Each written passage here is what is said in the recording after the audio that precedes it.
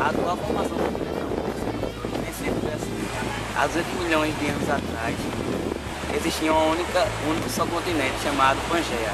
Com o deslocamento das placas tectônicas, formou-se a segunda formação continental chamada Laurásia e Gondwana, e há 130 milhões de anos atrás.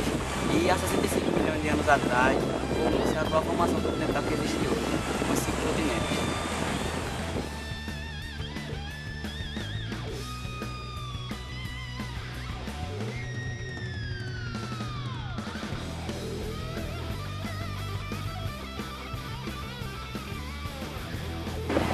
No assunto que eu vou falar sobre os conceitos de geomorfologia, pedologia, edafologia, erosão, lixiviação e laterização.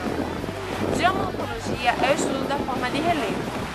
Solo é a camada superficial da litosfera que sofreu o processo de deformação. Os deles são a decomposição de rochas e a decomposição de matéria orgânica.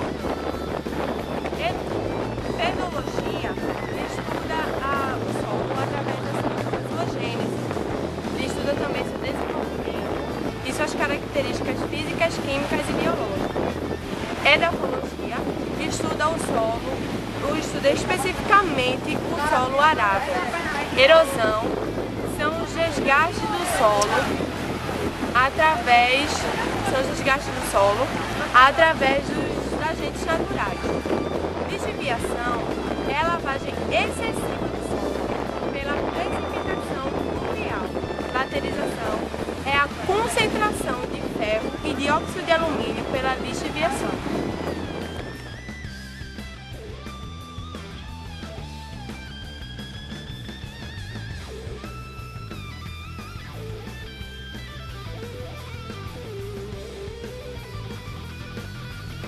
Bom dia, eu vou falar sobre a estrutura da Terra.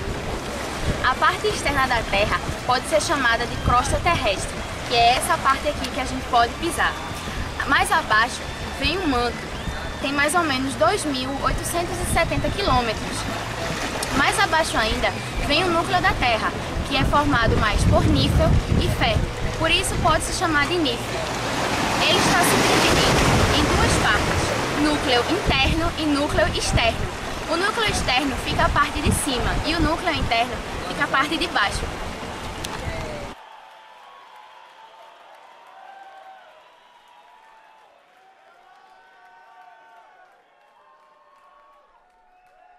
Oh yeah. Oh yeah. O termo temperismo é dado às alterações sofridas, pode ser químico ou físico, que as rochas que estão na superfície da Terra sofrem. O intemperismo químico é a alteração, por exemplo, da pigmentação das rochas, como a gente pode ver nos exemplos que tem aqui. Essa área daqui é mais clara e a dali é mais escura, porque aqui a água não está chegando e lá a água já está tirando mais a pigmentação. E o intemperismo físico é o avanço do mar, vai puxando as rochas para dentro e assim vai acontecendo variações de formato. Isso aqui era tudo junto, era apenas uma rocha. E com a alteração da água foi se variando, foi espalhando.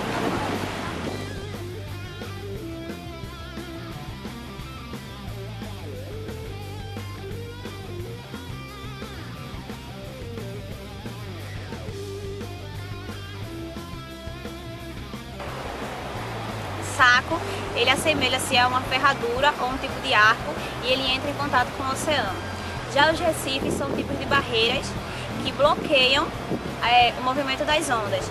E falésias são tipos de relevos litorâneos abruptos que são formados através do encontro e do choque das ondas com as rochas.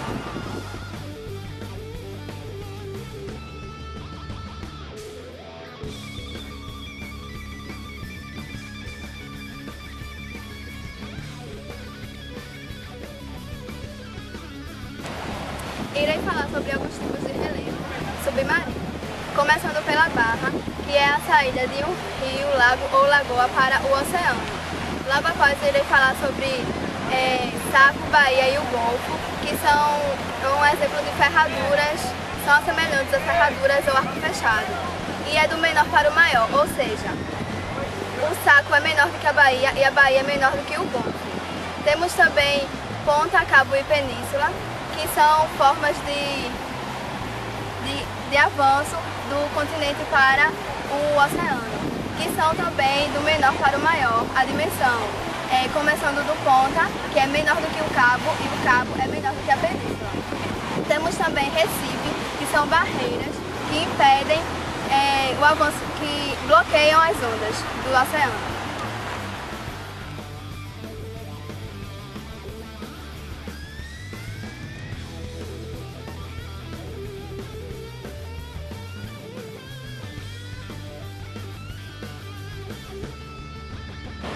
A plataforma continental, ela abrange até 200 metros de profundidade da praia para o mar. Lá a incidência de sol é muito maior que a normal. Lá tem muita incidência de vida e também o que buscam os animais menores buscam lá porque se alimentam das plantas que crescem naquela região. E também animais maiores se alimentam dos menores naquela região, pois tem uma maior quantidade de vida. E após a plataforma continental tem o talude.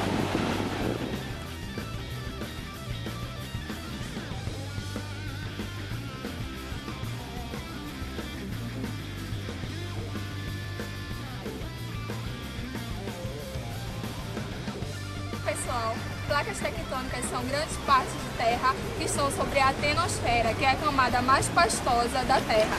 E elas estão sempre em movimento, justamente por causa da pressão da litosfera, que é a camada sólida, e do manto. Essa pressão exercida sobre a atenosfera faz com que hajam movimentos, que podem ser de três tipos: convergentes, quando uma vai em direção da outra, formando ilhas. Um exemplo, a Sul-Americana e a Nazca, que forma a Cordilheira dos Andes. E a divergente, quando elas se separam, formando fossas ou cânions. E também transformantes, quando uma cede e a outra vai para cima.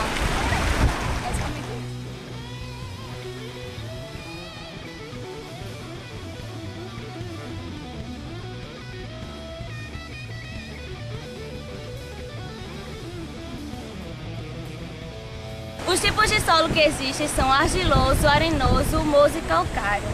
O arenoso ele possui consistência granulosa como o da areia. E ele é muito encontrado na região nordeste do Brasil. E ele é permeável à água. O calcário ele é feito por partículas de rochas. E ele é muito seco e esquenta muito fácil ao receber raios solares. E ele é inadequado para a agricultura e é muito encontrado nas regiões do deserto. Quanto à classificação dos solos, eles podem ser por horizonte, por cores ou por origem. Quanto às origens dos solos, elas podem ser eluviais e aluviais. Eluviais é quando são formados por partículas de rochas e através da desagregação e decomposição dessas rochas. E a Mazapé e a terra roxa é um exemplo disso. As aluviais, elas são formadas por acúmulo de matérias que são transportadas por água de forte corrente. O solo de Lós é um exemplo disso. Quanto à cor dos solos, eles podem ser classificados em três grupos: o escuro ou orgânico, os avermelhados e amarelados e os claros. Os escuros e orgânicos, ele contém forte presença de matéria orgânica e ele tem um grande valor agrícola. Os avermelhados e amarelados, ele possui forte presença de óxido de ferro. E os claros, ele possui fraca presença ou totalmente ausência de matérias orgânicas.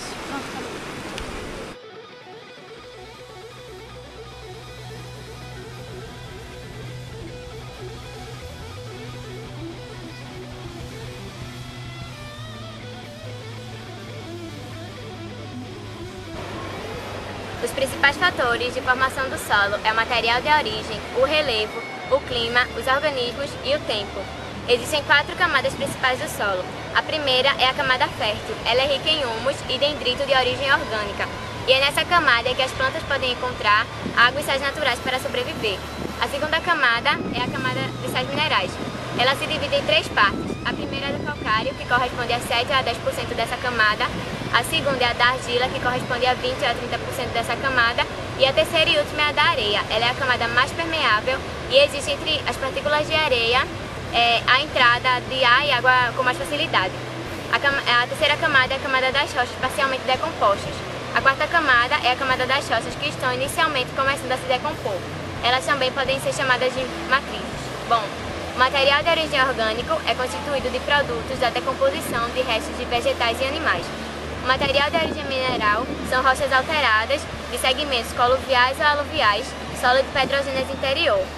O relevo condiciona a formação do solo e ocupa segmentos da paisagem. A altitude tem uma relação direta com a temperatura, afetando principalmente o teor de matéria orgânica no solo.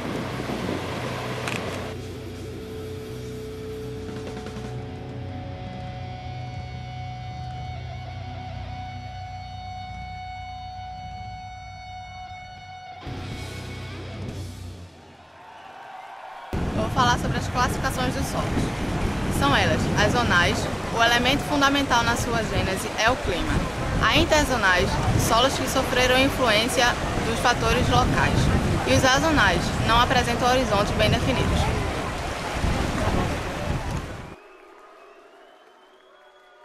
Jeff Capitelli on the drums.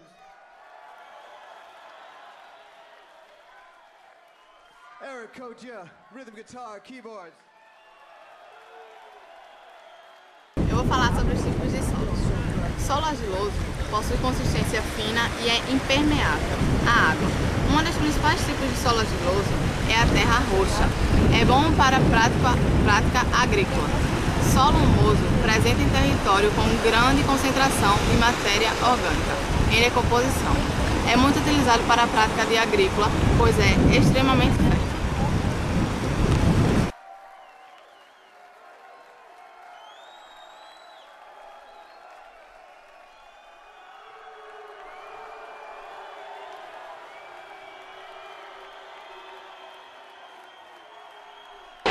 Práticas de manejo do solo.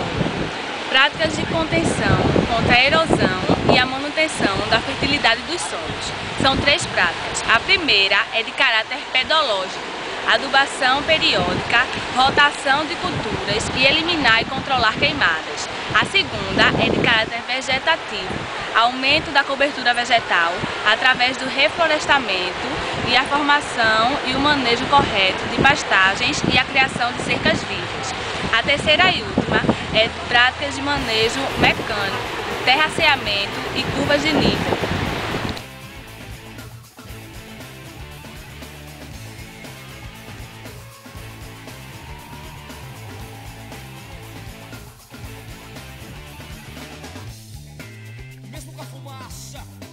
A geografia, de forma geral, é mais fácil você aprender na prática do que teoria. Fica mais dinâmico, é bem melhor para você aprender.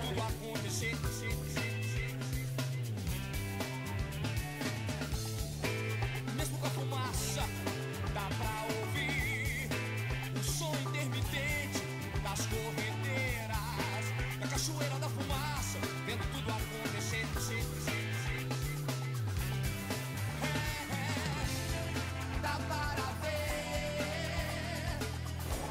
Olá pessoal, meu nome é Leonardo Fonseca, sou professor de Geografia da Escola de Referência Ensino Médio Padre Osmar Novaes e preparei esse material para falar para vocês sobre a importância da aula de campo. Essas aulas eu realizo geralmente umas 3 vezes com os alunos durante o ano, com os alunos do primeiro, segundo e terceiro ano do ensino médio.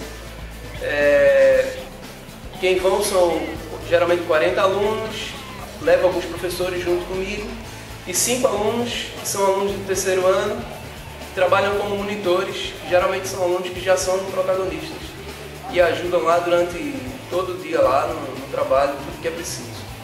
Os assuntos vistos são geologia, geomorfologia, solos, geografia física de Pernambuco, mangue e geoeconomia de Pernambuco. Os locais para onde nós vamos são a Praia do Paiva, Praia de Itapuama, Pedra de Xarel, Gaibu, Calhetas, Porto do Suape, Porto de Galinhas e Maracaípe.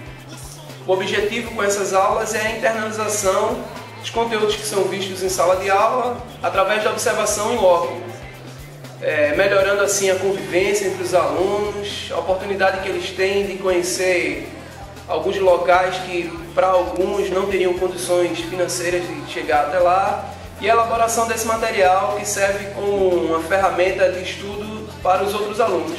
Espero que vocês tenham gostado e até a próxima.